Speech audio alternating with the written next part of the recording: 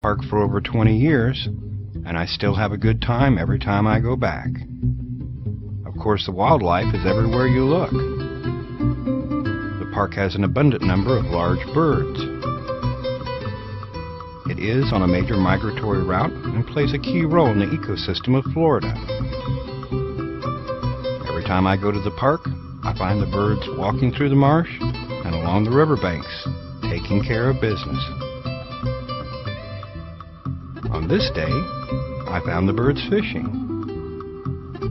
Now, if you've ever spent any time fishing, you know it normally takes a lot of patience.